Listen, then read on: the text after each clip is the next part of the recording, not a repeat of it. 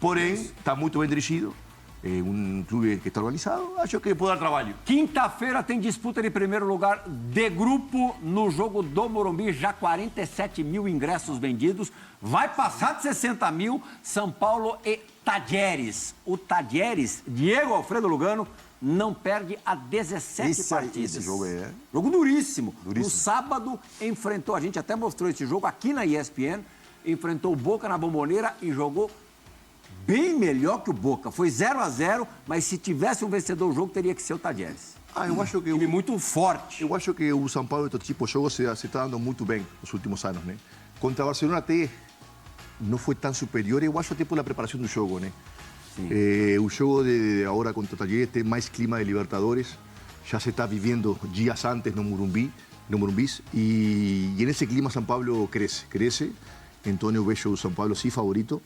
Hay que ver cómo llega Caleri, ¿no? Para este juego, si es que se consigue jugar. Imagino que Lucas já com a rodagem da semana passada... Não é informação, tá? Mas desconfio que os dois começam no banco. Então, eu falei até semana passada, né, para você, que eu acho que sobre o dia agora... o trabalho maior e mais importante que ele tem é chegar a oitavo de final de Libertadores com seus melhores jogadores em plena forma, né? Quem são os melhores? O Lucas, então você Caleri... não arriscaria os dois assim? Não sei como estão eles hoje. Os dois estão voltando de lesão. Então, não sei como estão. O Lucas jogou semana passada, talvez possa jogar. O Caleri não. O que eu sim sei é que você não pode regar eles para o oitavo de final, porque é muito difícil. Mas a oitavas é lá na frente, então, é depois da Copa América, né? Da contusão de Lucas. Dá até para você se preparar para jogar. Se Lucas machuca de novo, não sei como está Caleri esse crônico. Luiz gostou. Luiz gostou. Acho que tá. Pô, Luiz não está aceitando nem jogo solidário para ir, nem futebol solidário. Não fala isso não. Mas mesmo assim, vejo o São Paulo favorito, o jogo de Libertadores é dificílimo. Porém, São Paulo, nos últimos anos, até quando o jogo é grande, o time se comporta melhor. Principalmente dentro do Morumbi, né? Então, com certeza, o São Paulo vai jogar muito melhor que contra o Barcelona. E a vitória é provável, né? Os números do Zubeldia são impressionantes, né? 8 jogos, 6 vitórias e 2 empates. E pegou algumas cascas de ferida, não foi só moleza, não. Muito jogo fora, mas, pô, vitória, mas é lá em Salvador. Barcelona e Guayaquil, mas lá em Guayaquil. Empatou aqui, mas venceu lá. Tem resultados relevantes, resultados importantes. Venceu o Fluminense aqui no Maracanã há pouco tempo. E o Rami já foi já foi dispensado, já foi liberado para a Colômbia para jogar a Copa América lá. Poderia ficar mais uma semana aqui, mas já colocaram ele dentro do avião, Luiz. Nossa. Pra se preparar bem. Ele se preparar direitinho. Para voltar bem, é isso. Vai se preparar para voltar bem. Mas em relação ao jogo de São Paulo, Plirra, eu sou da opinião que... Eu não sei qual é a condição do Lucas e do Caleri. O Lucas jogou meia hora contra o Barcelona e foi titular contra o Águia de Marabá. O Caleri não joga desde a partida contra o Cobresal no Chile. Mas eu acho que se tivesse condição de jogo ou uma mínima condição de jogar o primeiro tempo, eu preferiria. Você prefere começar com o Caleri do que colocá-lo durante o jogo? Caleri e Lucas. E Lucas. Porque durante o jogo... Em posição. Até entrar no jogo, um jogo desse tamanho... O Lucas contra o Barcelona sofreu, né, para entrar no tempo jogo. E não... Sofreu, mas está voltando da... E foi o primeiro gol. Né? E os dois, tanto o Lucas como o Jonathan Carelli, o último ano dele foi complicado. Então não tem uma sequência boa de treinamento. Eles ainda não atingiram seu auge físico-técnico. Então acho que isso é realmente o trabalho sobre o dia. Mas né? só vai atingir jogando. Você não pode fazer caso no jogador. O Carelli falava semana passada, eu quero jogar sempre. Não. Tem que jogar 100% os jogos importantes para ser campeão. Atendeu antes do jogo do Barcelona, ele falou. Sabe o que ele falou pra gente? Pô, nos falta um Diego Lugano aqui no nosso time. Tem razão, ele tem razão. Ele tem razão. Para habilitar, para fazer, viu, Luiz? Para fazer aquele lançamento de 60 metros, viu? Aquela pressão. Eu tô prevendo o ataque do São Paulo para o começo do jogo com o Ferreirinha do lado direito. Aí eu não sei se eu acho que é a melhor escolha. O Luciano e o Juan, um menino que está ainda enfrentando algumas dificuldades. O gol não está saindo, mas é um lutador e é um touro, jogador muito forte. São Paulo está tentando renovar o vínculo com ele, o contrato com ele. Quem está se a ideia do São Paulo é manter o Juan... Não vai fazer falta? Acho que o treinador do São Paulo deu graças a Deus, né? Porque ninguém fica na coletiva do pós-jogo perguntando isso pra ele, né? Ninguém queria mais, ninguém quis ele. O Dorival não quis, o outro não quis, esse também não quis. Bom, mas aí, quer dizer, aí significa que Quando 3 não quer, vai o presidente assinou o atestado de culpa, né? De rasgar o dinheiro do clube. embora. Ali porque rasgou. 2 milhões por mês é muita grana. E outra, né? Ele ainda não rescindiu o contrato. Ele tá sob contrato ainda, o Rames. Alguém tem que pegar ele, né? Alguém tem que contratar ele. Pra contratar, ele precisa desligar do São Paulo. Pra se desligar do São Paulo, precisa o quê? Rescisão? Rescindiu o contrato. Ué, claro. Então, acho que isso aí já é uma página virada pro Zubeldia. Faz um acordo, né? Mas deve chegar nesse pé, o acordo, né? Eu acho assim, foi uma opção do Zubeldia, foi uma opção dele. Porque o Ramos Rodrigues tem treinado bem, que eu tenho informação, que ele tem treinado bem pra caramba. É mesmo? É, e o Zubeldia decidiu nem colocá-lo no banco. Aí não é culpa do jogador, né? Ninguém pode culpar o Ramos porque ele tá treinando bem, tá à disposição do treinador. Eu só acredito vendo. Foi uma questão de preferência do treinador não colocá-lo sequer no banco. Aí já acho um erro, tá? Já acho um erro, não tem que ter... Tá, ninguém é melhor que o Ramos ali, tecnicamente falando. Agora, como é que o jogador vai adquirir um ritmo de jogo, uma confiança, etc., como a gente falou no Mesa, se ele não joga? O time tinha que jogar em função dele, Miller? E aí já vamos passar pro Garrafa? Seria uma coisa muito legal, Você mas acha que infelizmente, quero ver a hora que, como é? A batata assar no São Paulo, começa a vir as derrotas, etc., quero ver. Ô Miller, assim, o que a gente não consegue entender muito bem e a gente não acompanha mais treinamento, é isso. Como é que um jogador de muita qualidade não é aproveitado? Ele é de um nível acima da maioria dos jogadores. Né? A dúvida que fica é só na intensidade. Mas aí a minha resposta, ela vem quando o Dorival não conseguiu, não quis, aí o Zubeldia não quis, o Carpini não quis, ou seja, alguma coisa deve estar realmente errada. Porque se qualidade tem, por que não tentar montar alguma forma de fazer o Ramos produzir? Garrafas, essa pergunta é simples de responder, Michel. Muito simples. O Ramos jamais vai chegar no nível físico da tal da intensidade. Não vai chegar. Agora, aqui, esse nível técnico dele, ele não vai perder. E não dá pra fazer alguém pra correr? Não dá. Assim, dá no São Paulo, dá e muito, dá e sobra. Que deveria fazer. Você vai ver na Copa América ele jogando pela seleção brasileira. Colombiano. 10 é a faixa. Tem que jogar em função dele. Ué, mas por que os treinadores passaram por lá, queriam o quê? Que ele desse carrinho, voador, plantasse bananeira. Ele não vai fazer isso. O negócio dele é servir os seus companheiros de ataque. Porque ele tem um bom passe, um talento.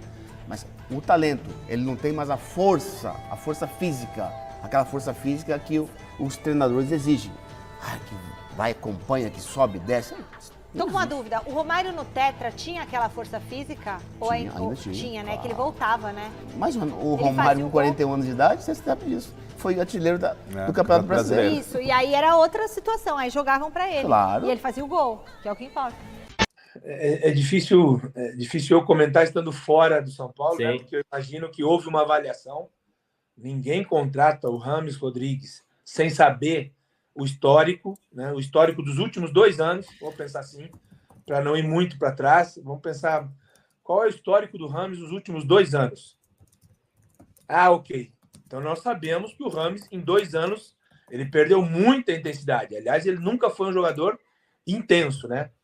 A qualidade dele foi o que mais chamou a atenção. É um jogador com a bola no pé, não é um jogador que percorre uma distância muito longa dentro do jogo.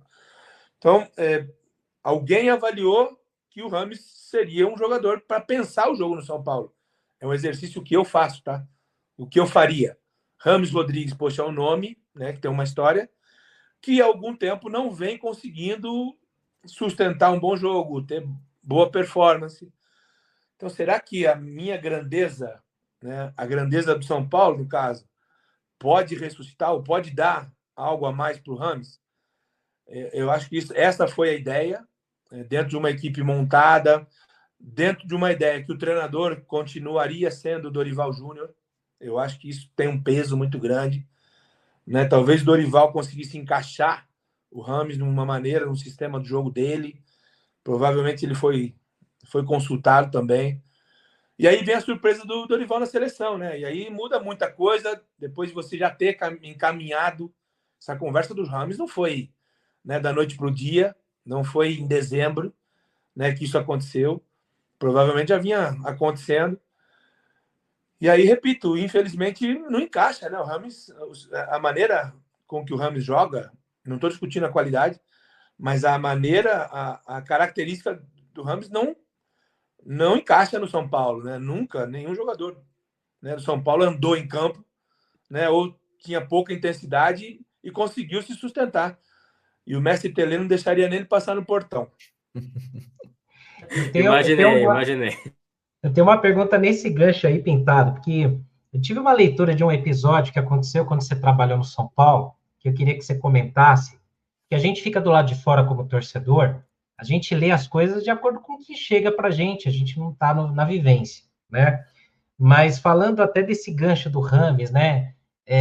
Alguns jogadores têm vou usar uma palavra que alguns torcedores não gostam, mas um fã-clube muito forte, né? Então, às vezes, o cara faz alguns bons jogos e ele tem um status de ídolo, de craque, sem ser. E eu lembro de uma passagem sua como membro de comissão técnica do São Paulo, onde um jogador estava começando a criar esse status e com pouco tempo de casa, né? Só que, às vezes, o comportamento não é tão bom. O cara não tem algumas ações condizentes com aquele status que estão colocando nele. E aí teve um episódio onde, na minha leitura como torcedor, você foi muito correto de falar, se o cara não se disponibiliza para jogar, se o cara dá um migué, não vai viajar ou não vai para um determinado jogo, não tem que estar aqui. Esse cara tem que respeitar uma hierarquia. E, às vezes, algumas diretorias ficam reféns desse tipo de jogador por conta de empresário ou dívidas, né? Você já teve muitos episódios desse? Quão difícil é lidar com esse tipo de situação, onde, seja num São Paulo, numa Portuguesa ou qualquer outro clube, você tem um cara que é idolatrado ou querido por parte da torcida, é respaldado pelos diretores, e o cara faz o que bem entende, mas no campo não joga, né? É difícil. Como que é? Bom, eu posso falar... Para mim, são duas situações diferentes. Eu, dentro do São Paulo, trabalhando pelo São Paulo, eu jamais, e quem me contratou sabia disso, eu jamais iria aceitar que qualquer pessoa, qualquer atleta principalmente, se sentisse maior que o São Paulo.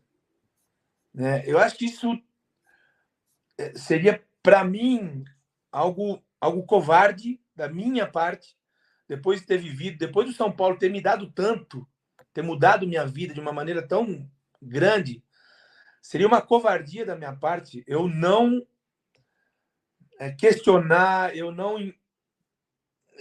não colocar para esse profissional, seja ele qual for, né, em qualquer situação, que faltasse com respeito ou que ele sonhasse que ele seria maior que o São Paulo.